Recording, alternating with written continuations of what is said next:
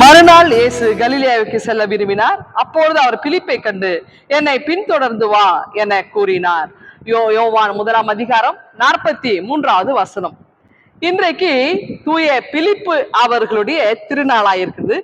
ஆண்டவர் இயேசுவுக்காக சிலுவை மரணத்தை எய்தி ரத்த சாட்சியை மரித்தார். அவருடைய திருநாள் தாங்க.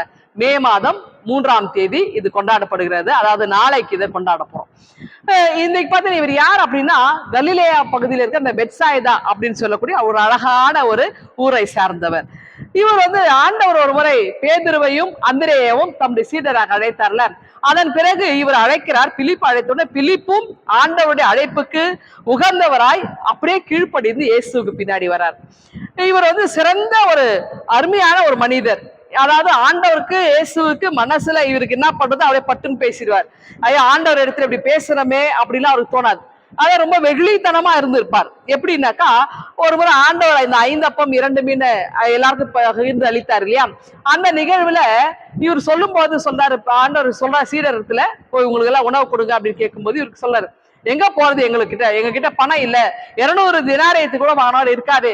இதை பிலிப்பு தான் அதை சொல்லியிருக்கிறார். அதாவது மனசுல பட்டதை அப்படியே பட்டுன்னு பேசுற ஒரு வெகுளித்தனமான ஒரு பண்பை கொண்டவர் இந்த பிலிப்பு. அடுத்து பாத்தீங்கன்னா ஒரு முறை கிரேக்கர்கள் அதாவது இயேசுவிடத்துல பேசணும் அப்படின்னு கேட்கறாங்க, ஒரு அப்பாயின்மெண்ட் கேட்கறாங்க. இவர் என்ன பண்றாரு, பிலிப்பு அந்திரேயாவிடத்துல சொல்லி அவங்க எல்லாம் டிஸ்கஸ் பண்ணி அதுக்கப்புறம் தான் ஆண்டவரத்துல சொல்றாங்க. பாருங்க, இவ்வளோ ஒரு சிறப்பான ஒரு பிலிப்பு இயேசுடைய மரணத்துக்கு பிறகு இன்னும் அதிகமாய் வல்லமையாய் இயேசுடைய நற்செய்தியை செய்கிறார்.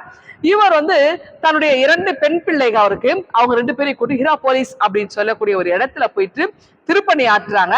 இயேசுடைய உயிர்த்தெழுந்த நற்செய்தியை சொல்லும்போது இவரை சிலுவையில அடித்து இவரை கொன்று போட்டாங்க.